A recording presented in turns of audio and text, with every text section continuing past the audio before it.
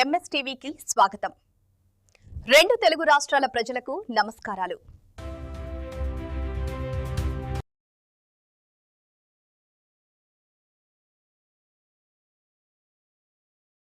Welcome to MS media. ఈరోజు Kummarapalem MPP స్కూల్కి వచ్చాము. ఇక్కడ హెచ్ఎం గారితో కొన్ని విషయాలు పంచుకున్నాం. నమస్తే మేడం, మీ పేరు? మీ పేరమ్మా? మహాలక్ష్మి గారు. ఓకే మేడం, చెప్పండి మేడం, మీ స్కూల్ గురించి, ఇన్ఫ్రాస్ట్రక్చర్ గురించి కొన్ని విషయాలు చెప్పగలుగుతారా? నమస్తే అండి, ఎంఎస్ మీడియా. మాది ఎంపీపీ స్కూల్ కుమ్మరిపాలెం పాఠశాల అండి. మా స్కూల్లో మొత్తం 5 ఉపాధ్యాయులు ఉన్నారండి. తర్వాత 1 నుంచి 8 తరగతులు మా పాఠశాలలో జరుగుతున్నాయండి.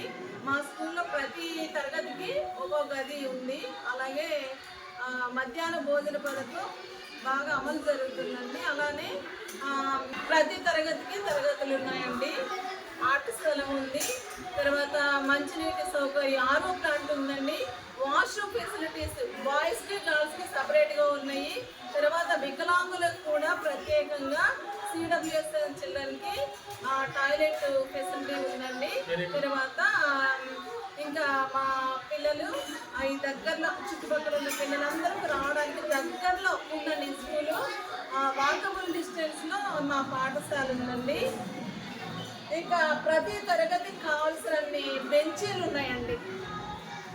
తర్వాత ఫ్యాన్లు అండి, ప్రతి తరగతిలోని 4 ఫ్యాన్లు ఉన్నాయండి. పిల్లలందరూ కూర్చోవడానికి సరిపోయిన బెంచీలు గవర్నమెంట్ ద్వారాను, అంతకుముందు మాకు డోనార్స్ ద్వారా కూడా బెంచీలు, నేలబల్లలు కూడా ఉన్నాయండి. ఇదండి మా స్కూల్ యొక్క వాటర్ ఫెసిలిటీ ఉందండి. మోటార్ ఓకే, టీచింగ్ ఏ విధంగా మీరు టీచ్ చేస్తున్నారు? వెనుకబడిన విద్యార్థులు ఎలా లాగుతున్నారు? గవర్నమెంట్ ఏమైనా మెథడ్స్ ఏమైనా వేస్ ఫాలో అవుతున్నారా? ప్రతి తరగతికి కూడా చదివే పిల్లలు, చదవని పిల్లలు ఉన్నప్పుడు ఆ వెనుకబడిన విద్యార్థుల కోసం సాయంత్రం పూట స్టడీ అవర్లు పెడుతున్నామండి. 1 గంట ప్రతిరోజు కూడా ఒక్కొక్క టీచర్ ఉంటాం. ఆ వెనుకబడిన విద్యార్థుల కోసం చదవడం, రాయడంలో కూడా ప్రత్యేకించిన నోట్స్లు పెట్టి వాటితో పాఠాలు అప్పగించుకోవడం, చదివించడం అని చేస్తున్నామని కొద్దిగా మెరుగవుతున్నారు. సంవత్సరం కన్నా ఈ సంవత్సరం అంతా మెరుగవుతున్నారండి. వాళ్ళకి ఆ విధానాన్ని మన తల్లిదండ్రులు కూడా తెలియజేస్తున్నామండి. స్టడీ అవర్లు పెడుతున్నాం. వాళ్ళలో ఆ స్టడీ అవర్లు పెట్టడం మూలాన్ని కూడా 1 గంట కేటాయించడం మూలాన్ని కూడా పిల్లల్లో చదువుకోవాలని, రాసుకోవాలని ఆసక్తి పెరుగుతూ ఉందండి. అది మేము మా యొక్క టీచింగ్లో తెలుసుకున్న విషయం చెప్తున్నాము. చెప్పండి సార్, విద్యతో పాటు క్రీడలు కూడా మీ స్కూల్లో ప్రోత్సహిస్తున్నారా? అయితే ఇక్కడ స్వేచ్ఛతో కూడిన వాతావరణం ఏర్పడాలంటే పాఠశాలలో సాయంత్రం కూడా ఖచ్చితంగా వాళ్ళకి శారీరక, మానసిక అభివృద్ధి రావాలంటే ఖచ్చితంగా ఆటలాడించాలండి. ఆటలాడించడం వల్ల వచ్చే ఉపయోగం ఏంటంటే వాళ్ళకి ఇంజన్స్, హార్మోన్స్ సక్రమంగా రిలీజ్ అవ్వడం కాకుండా వాళ్ళలో సంసిద్ధత ఎక్కువ ఉంది, అనుగుణ్యత ఎక్కువ వస్తుంది. పిల్లలు ఒకసారి ఓడుతారు, ఒకసారి గెలుస్తారు. ఇవన్నీ కూడా వాళ్ళలో ఏమవుతుందంటే వాళ్ళ స్పర్ధలు రావు. ఇవాళ నేను గెలిచాను, రేపు ఓడిపోయాను కాకుండా కలిసిమెలిసి సోదరులాగా, అక్కా చెల్లిలాగా, అన్నదమ్ముల్లాగా ఉండడానికి ఆటలు బాగా దోహదపడతాయి. పోటీతత్వం అది కూడా కాంపిటీషన్ ఎలా ఉంటుందంటే పాజిటివ్ కాంపిటీషన్ వాళ్ళు వెళ్ళకుండా బాగా అవకాశం ఉంది. నెగిటివ్ కాంపిటీషన్ అంటే ఒక విద్యార్థి 90 వస్తే వారికి 89 రావాలని కోరు కూడా నెగిటివ్ కాంపిటీషన్. ఒక విద్యార్థి 90 వస్తే 97 రావాలని కష్టపడతాం పాజిటివ్ కాంపిటీషన్. ఈ పాజిటివ్ కాంపిటీషన్ని ఆటలు క్రీడలు అన్నీ కూడా వాటికి పూర్తిగా సహకరిస్తాయి. కాబట్టి మేము ఆ క్రీడలు విద్యార్థులతో ఆటలాడి ఎటువంటి పరిస్థితులు ఎరగాడవు. ఎట్టి పరిస్థితులు కూడా వాళ్ళని రోజు సాయంత్రం కూడా అయితే దెబ్బలతో కొంచెం ఇబ్బందులు ఉన్నాయి, అయినా కూడా దాన్ని అధిగమించు దగ్గర కూర్చొని శ్రద్ధగా ఆడిస్తాం. ఇది మాకు మీ స్కూల్లో ఏ విధంగా ప్రభుత్వం ద్వారా ప్రవేశపెట్టారు, ఏ విధంగా ఫాలో అవుతున్నారు? ఏవైతే ఉన్నాయో అవన్నీ కూడా సక్రమంగానే సక్రమంగా అమలుపరుస్తూ టేస్ట్ కూడా ప్రతి ఏ రోజు ఒక టీచర్ని నామినేట్ చేస్తారు. సోమవారం ఎలా ఉండాలి, ఏమని ఉండాలి, ఎంత ఉండాలి, ఇక్కడే వండుకున్నప్పుడు మామ దగ్గర సోమవారం పూట ఏ ఉండాలో మా మిడ్ డే మీల్స్ వాడు మాకు అన్నీ కూడా రుచి తీస్తున్నారు.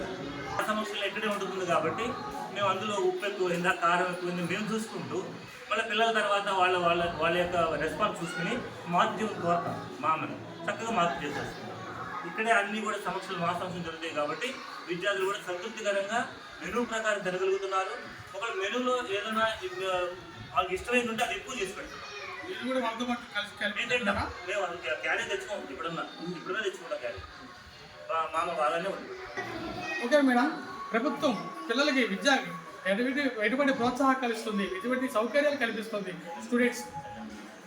మా స్కూల్లో మేము వచ్చి సంవత్సరం అవుతుందండి. అంతకుముందు మా స్కూల్లో ఉన్న టీచర్ గారు శ్రీదేవి భవానీ గారు 8th క్లాసు 9 మంది అండి పిల్లలు మొత్తం. అయితే 2 సీట్లు సాధించామండి కింద సంవత్సరం. అది తల్లిదండ్రుల్లో కూడా ప్రత్యేకమైన ప్రోత్సాహకరంగా చెప్పామండి. క్యాంపెయిన్ విషయంలో కానీ ఇంకేదైనా కానీ గవర్నమెంట్ ఇచ్చే పథకాలతో కూడా మేము కూడా అనుసంధానం చేస్తూ ఆ పథకాలని పిల్లలకి దానిలో ఉన్న అన్ని విషయాలు కూడా తెలియజేస్తూ విద్యాభివృద్ధికి ప్రోత్సాహంగా ఉంటున్నాము.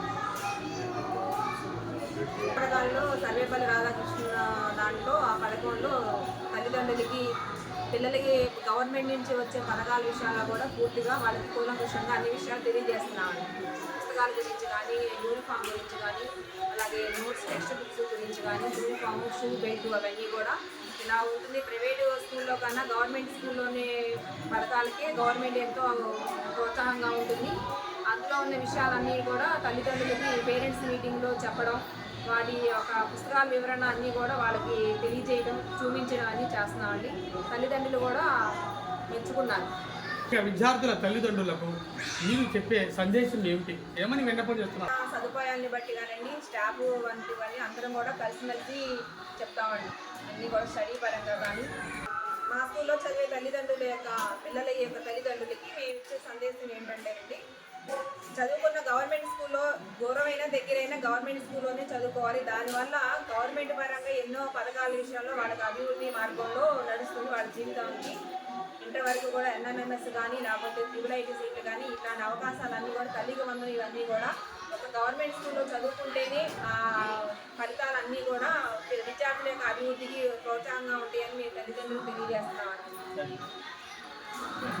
పేరెంట్స్ మేము ఏం చెప్తున్నామంటే, ఈ క్యాంపెయిన్ వెళ్ళినప్పుడు పిల్లల మనోభావాలు చెదిరిపోయి వాళ్ళు కూర్చుంచుకుపోయే విధంగా ఏం చేస్తున్నారంటే, ప్రైవేట్ పాఠశాలలో ఏ టర్మ్ కట్టకపోతే ఆ టర్మ్లో పిల్లల్ని అందరి ముందు చంపేస్తున్నారు మానసికంగా, బయట నుంచి పెట్టేస్తున్నారు. ఆ టైంకి వీళ్ళంతా కూడా వ్యవసాయ కార్మికులు, వ్యవసాయం చేసే వాళ్ళ ఆదాయం ఎలా ఉంటుందో మనందరికీ తెలుసు.